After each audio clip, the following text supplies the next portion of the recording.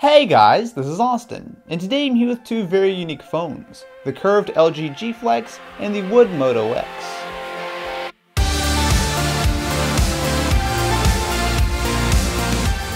The Moto X was easily one of my favorite phones of 2013, and it's still one of the best Android phones you can buy today. It crams a 4.7-inch screen into a body that's almost perfectly sized and shaped, giving you a bigger screen without the compromise of dealing with a giant phone. It runs nearly stock Android with a few helpful customizations like active notifications, which to be totally honest, I wish everyone would just steal. Pull the Moto X out of your pocket and it'll immediately light up with the time and any new notifications without having to light the entire screen up to eat battery. Flip it around though and you'll see what's new, wood backs. One of the biggest selling points of the Moto X has always been Moto Maker, which allows you to customize the phone in different colors and accents, but recently they added some wood options.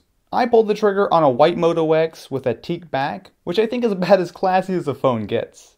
Unlike typical plastic or metal, there's a slight texture, which has a nice feel in the hand, and while I'm usually not a big fan of white phones, I've got to say it works here. Now, I'm not going to try to say that every phone should be made out of wood, however it is definitely a nice, unique option, especially if you're already considering picking up a Moto X. On the other hand, you could go with something even crazier, the LG G Flex from AT&T. When I first saw the official press photo of it, it looked like someone had a little too much fun in Photoshop. But take a look at it in person, and that curve is very, very real. Unlike phones like the Galaxy Nexus, which just had slightly curved glass, the entire G Flex is folded toward you.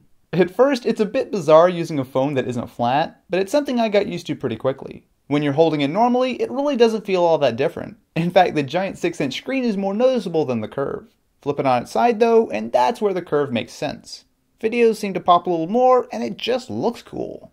Another big feature of the G Flex is durability. The phone is actually flexible, and as hard as it is to watch, doing this won't damage it. You can even toss it in your back pocket, something I never do with other phones. The back is also self-healing, which means scratches shouldn't be the end of the world, something I would test if this was actually my phone and not a review unit. Unfortunately, that's about where the praise ends. Having a resolution of 720p on a 6-inch screen is a bit odd, but the panel itself is just bizarre. There's a permanent bit of digital noise on the display, almost like a poorly compressed JPEG. Turn the brightness down to normal levels and you can even notice some temporary burn-in, especially on sites with a white background, which is completely unacceptable on a smartphone in 2014. It's got decent color and viewing angles, but it's almost like there's a permanent film over the screen, which I just can't get over. The fact that you can buy a curved smartphone like this is really cool on a lot of levels, especially considering the good specs and awesome battery life. But unfortunately the screen tech just feels like it's not quite there. But what do you guys think? Would you buy a curved phone or maybe a wood one? Let me know in the comments below. Anyway, thank you guys for watching and I will catch you in the next one.